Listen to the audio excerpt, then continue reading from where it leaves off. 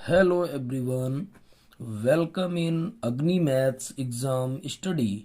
This is Varun sir. आइए आज हम पढ़ते हैं क्लास 12th में मैथ्स में समाकलन के कुछ महत्वपूर्ण प्रश्न जो बहुविकल्पी रूप में मैंने रखे हुए हैं। और इन बहुविकल्पी प्रश्नों में से आप निश्चित रूप से देखेंगे कि कोई ना कोई प्रश्न आपको बोर्ड परीक्षा में निश्चित रूप से दिखाई देगा।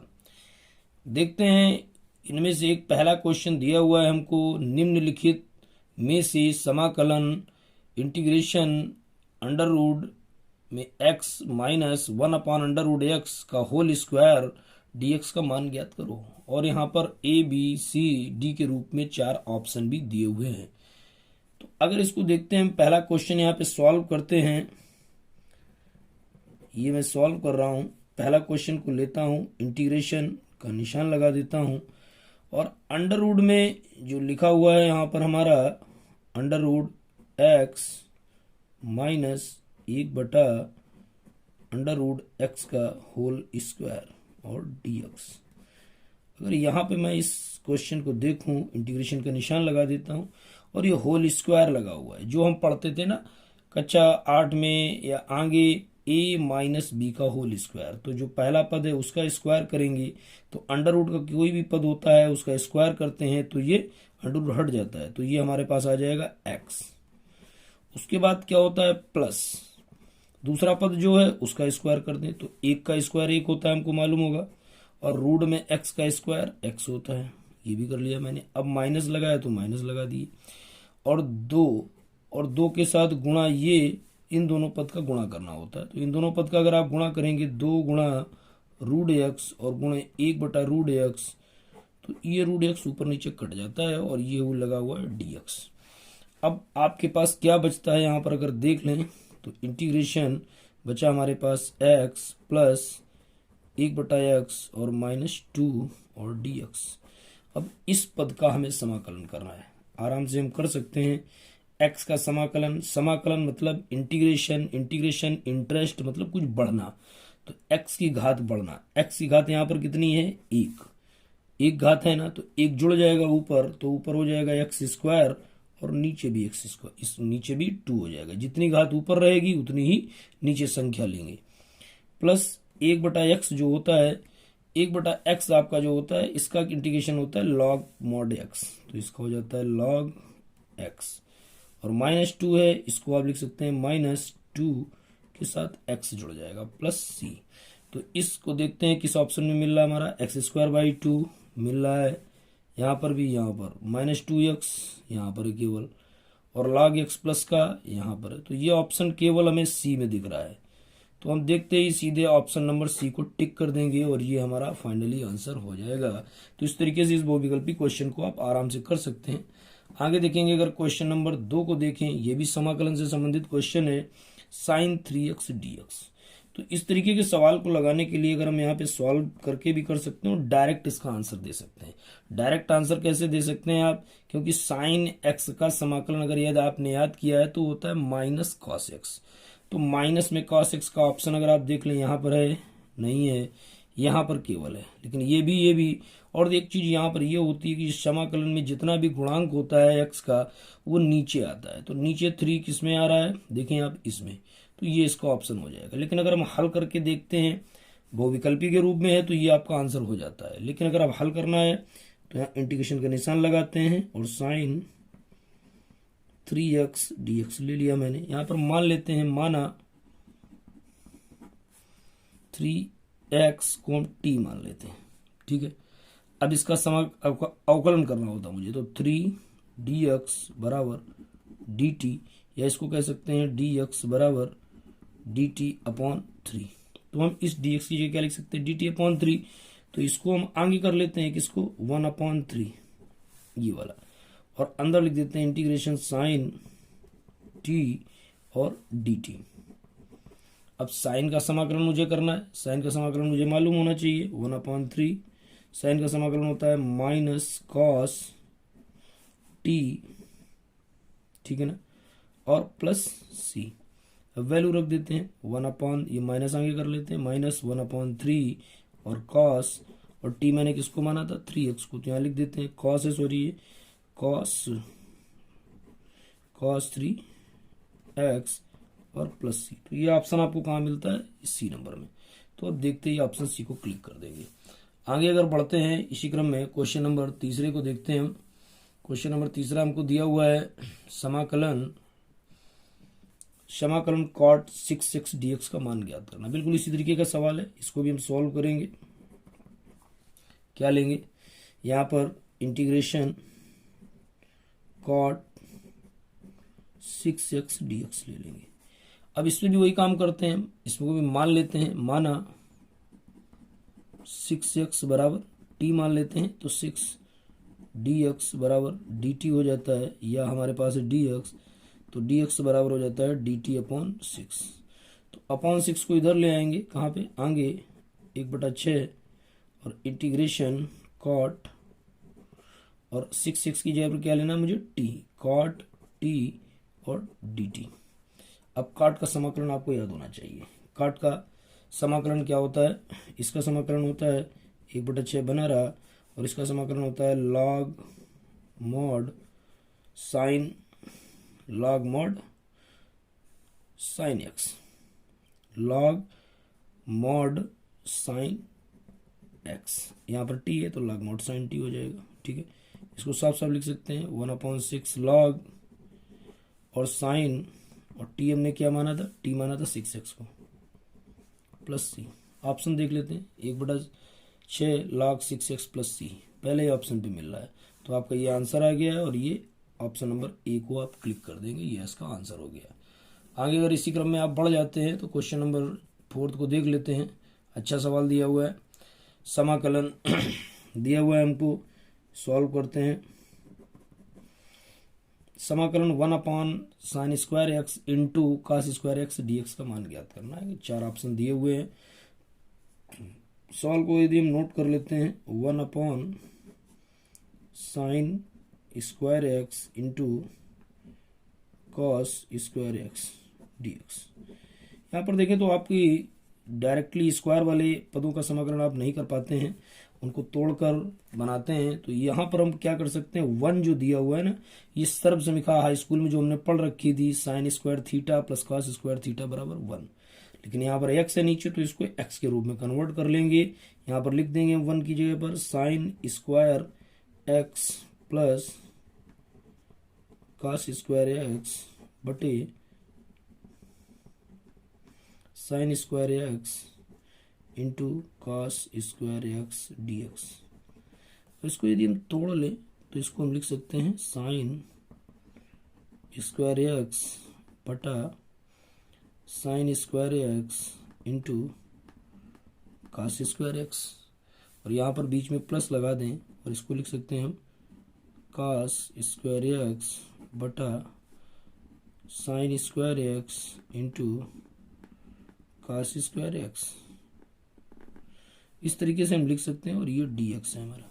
यहाँ पर देखें cos स्क्वायर से cos कट गया, और sin स्क्वायर से sin स्क्वायर कट गया। हमारे पास क्या बच रहा है, यहाँ पर अगर आप देखें तो इंटीग्रेशन हमारे पास बच रहा है 1/cos square x plus 1/sin square x और dx, ये मेरे पास बच रहा है। इसको आप क्या कर सकते हैं, 1/cos को क्या कहते हैं, सेक, तो ये हमारा हो गया सेक स्क्वायर एक्स, और इसको क्या कहते हैं हम, 1/sin को कॉसेक स्क्वायर एक्स, और ये हो गया dx।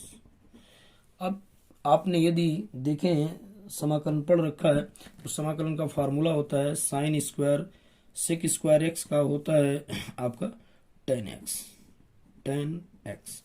और कॉसेक स्क्वायर एक्स का होता है minus cot x plus C. तो इसका ऑप्शन अगर आप देख लेंगे तो 10x minus cot x, option number B match कर रहा है, तो ऑप्शन नंबर बी इसका आंसर हो जाएगा। तो ये इसका आंसर है।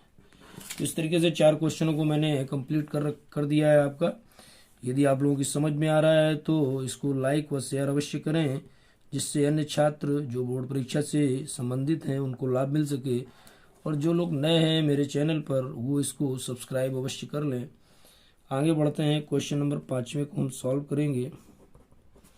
देखिए, यदि दिया हुआ है हमको integration x sec x square d x, इसको हम इस तरीके से लिखें या इस तरीके से लिख सकते हैं हम सेक एक्स स्क्वायर और इंटू एक्स डी एक्स मैंने लिख दिया। अब यहाँ पर हम मान लेते हैं, अगर माना एक्स स्क्वायर बराबर टी, तो ये क्या हो जाएगा 2x dx बराबर dt, या इसको लिख सकते हैं हम x dx बराबर dt अपॉन 2। तो अब हम x dx की जगह पर लिख सकते हैं dt अपॉन 2। तो हम यहाँ पर क्या कर सकते हैं, 1 अपॉन 2 को तो मैंने आगे निकाल दिया, इंटीग्रेशन अंदर क्या बच रहा है मेरे पास सेक, और इसको मैंने क्या माना t, सेक t dt, 1 अपॉन 2 को मैंने आगे निकाल दिया। अब सेक टी का सेक एक्स का समाकलन क्या होता है, सेक एक्स टेन एक्स, इसका समाकलन जो होता है वो होता है log mod sec x plus ten x. तो इसका फार्मूला में सेक एक्स का लिखना पड़ेगा, 1/2 से कोई मतलब नहीं है, ऐसे लिख देते हैं।